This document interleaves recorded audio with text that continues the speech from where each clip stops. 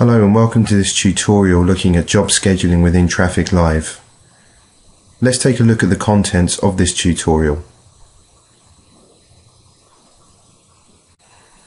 Scheduling a job will focus on looking at auto scheduling, setting up task start and deadlines, working hours, setting dependencies, finding the most available and most suitable person for the task, allocating resource or multiple resources, and recurring scheduling. Manage Studio, we're able to dive in and look at how to move work to different days for individuals and also to different people. Manage Studio uses drag and drop scheduling. There will be another webinar available for you to focus on this. Feel free to pause this video at any time to look at the links and information available. From the screen, we need to move into the Jobs section.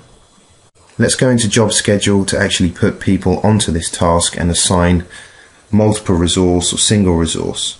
So here's my internal deadline and my external deadline represented in red. At the moment, the system is doing nothing out of the ordinary. It's just showing me which task is the biggest in relation to one another. To put this into some order, let's hit Auto Schedule. The system puts it into a logical order, working from the internal deadline backwards, so that I have a framework to begin with and a foundation to begin moving my schedules around. You'll see throughout the system that there are different shades of colour. We have grey and we have white sections. We'll come to this in 1 second, but what I'm able to do is if I click on a task, I can either manually set the start date and the end date, or as I'm doing here, I can click and drag. As I drop a piece of work, an actual task into a grey area, you'll see that the system moves it into a white area, the white area being working hours, and the reason it's doing that is because of that button there. So as I move it into a grey, it says no, we work from 9 till 5:30 in my working day. So if I start something late in the afternoon, it has to stretch over to the next day, which is why it's expanding and contracting, as you can see. If I need people to work during non-working time, I simply toggle the button and I can move it wherever I choose. Clicking it back on, I'm able then to move it and it will apply working hours once again. Let's click on this second task. As I move it, you'll see again it will expand or contract in order to fit the 20 hours into someone's working day. What I'm also able to do is extend the task. Now here I'm not changing the fact that it's 20 hours, I'm just giving the individuals that I assign this task to more days to do their 20 hours in, so I'm giving them more flexibility. Again, you have full control over this. I hit save and that's now stored. Going back to the original task, I could, if I wanted to, set dependency, so that's saying that this task is dependent on another one, therefore creating a dependency deadline that a designer cannot break. So once again, in full control of how my job and its constituent tasks are and when they start and when they finish.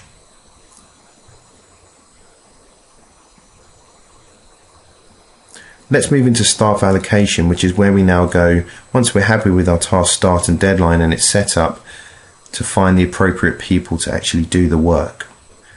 So here I'm working on this 20-hour task. You'll see it defaults to show me all people, but automatically sorts it during the task period, the start and end date, to show me who is most available. Those people most booked are at the bottom. And as you see, if I move this in real time, it's changing to show me those people that are most available.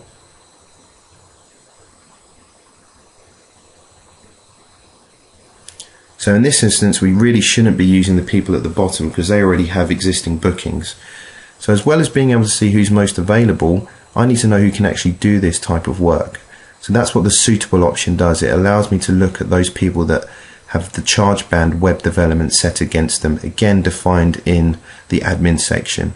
Now in my system, I've said that a lot of my people can do multiple tasks, hence why there's so many people in this list. We also have the option to look at recurring settings, which we'll come on to in 1 second.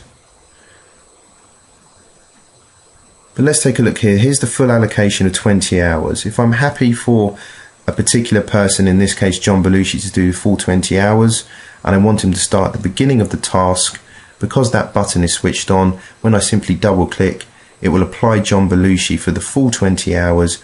I can drill down and I can see that his allocation of time, his 20 hours, begins at the beginning of the task, taking into account working hours. I can move this anywhere within the deadline that I've set for my task. It also breaks it down according to his working hours, so when he has lunch and when his start of the day is and when the end of the day is. So I can go in, if I choose to, and move all of this around to get it to a point where I'm happy. There are other views that you can use to go into this granular level, but as you can see, if you wanted to, you do have the option to do it from here.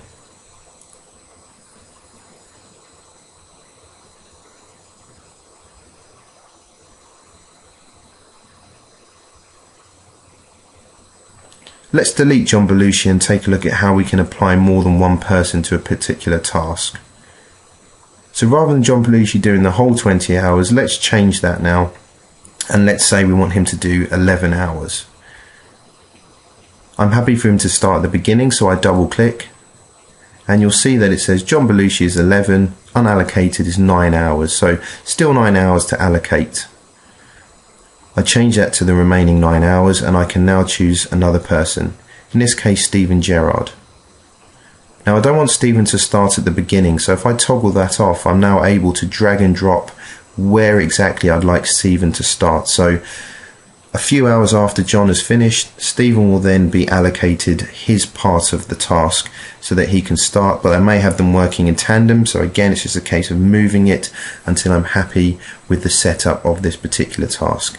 Again, working hours is taken into consideration, lunch break, start of day, end of day.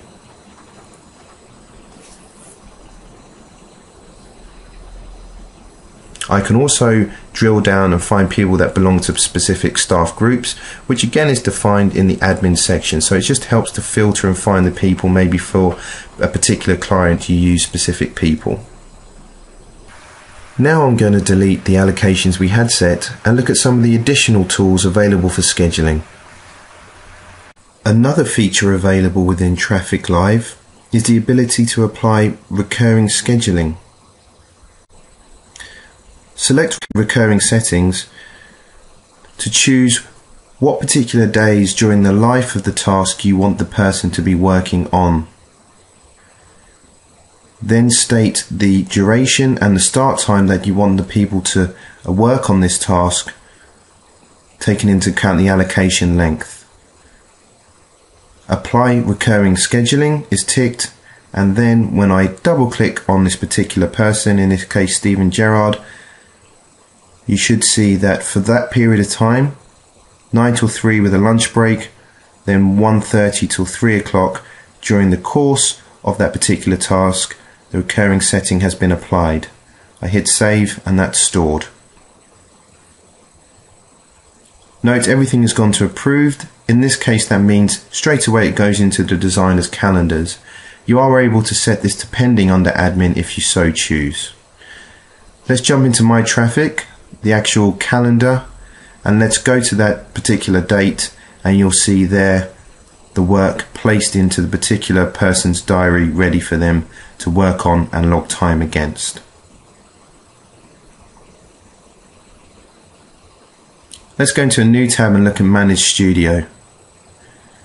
We're defaulting to the Staff Scheduler sub-tab, and on the left hand side you'll be able to go and see everyone's particular calendar, or you can filter again by teams or groups, and you can see here my pitch team, the 3 people. Show all shows me everyone in my particular company. I can use shift and click on a Windows machine to see multiple calendars, and as I scroll down it gives me a visual overview over the period of the week. On the right hand side it defaults to show me under allocated tasks, so these are all tasks that are under allocated. And in this instance we can use this if we find the job we were working on. In this case it was job 83. That was one of the tasks that we set the deadline for, but we haven't actually scheduled to anyone. So I can look in the diary and see who's free to do that piece of work. Here I've identified this particular person. I simply click and decide if I want to apply the full 5 hours or a smaller amount of time. 5 hours I'm happy with, so I drag it over. Again, taking into account working time, you can see that 5 hours. I'm then able to move that across to a different day if I so choose. Grouping on, they all move together. Turn off grouping and I can move individual intervals of time, giving me the flexibility that I may need. I hit save and that will store the changes that I've made.